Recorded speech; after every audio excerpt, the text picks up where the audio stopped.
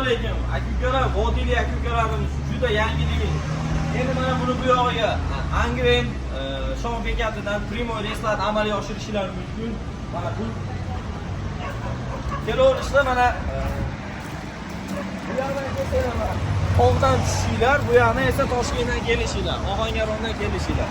Bu yerdan kelasizlar, tog'dan bir 10 kilometr tushib kelsalar, shunaqa avtobusni ko'rasizlar. Avtobus ish holatini hozir ko'rsatib boramiz.